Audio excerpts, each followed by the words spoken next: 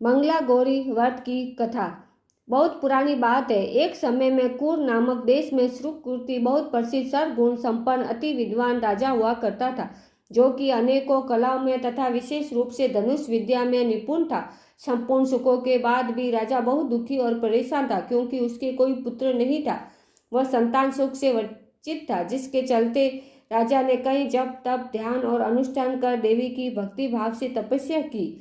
देवी प्रसन्न हुई और कहा, हे राजन, मांगो, क्या मांगना चाहते हो। तब राजा ने कहा, माँ, मैं सर्व सुखों व धन धान्य से समृद्ध हूँ। यदि कुछ नहीं है तो वह संतान सुख जिससे मैं वंचित हूँ। मुझे वंश चलाने के लिए वरदान के रूप में एक पुत्र चाहिए। देवी माँ ने कहा, यह बहुत ही दुर्बल वरदान है, पर तुम्हारे तप से प्रसन्न होकर मैं वरदान तो देती हूँ, परंतु तुम्हारा पुत्र 16 वर्ष तक जीवित रहेगा। यह बात सुनकर राजा और उसकी पत्नी बहुत चिंतित हुए। सभी बातों को जानते हुए भी राजा रानी ने यह वरदान मांगा, परंतु तुम्हारा पुत्र 16 वर्ष तक जीवित रहेगा। ये सोच सोचकर वह चिंता करने लगे। देवी माँ के आशीर्वाद से रानी ने एक पुत्र को जन्म दिया। राजा ने उस बालक का नामकरण संस्कार किया। उसका नाम चिरायु रखा। साल बीतते गए। राजा को अपने पुत्र की अकाल मृत्यु की चिंता सताने लगी।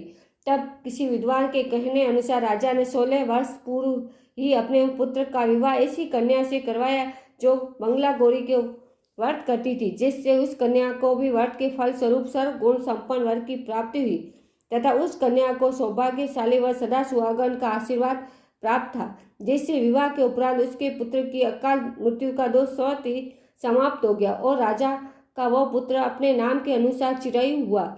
इस तरह जो भी स्त्री या कुंवारी कन्या पूरे भक्ति भाव से ये फलदायी मंगला गौरी व्रत करती है, उसकी सभी इच्छाएं पूर्ण होकर सर्व सुख की प्राप्ति होती है। बोलो मंगला गौरी की जय, माता पार्वती की जय।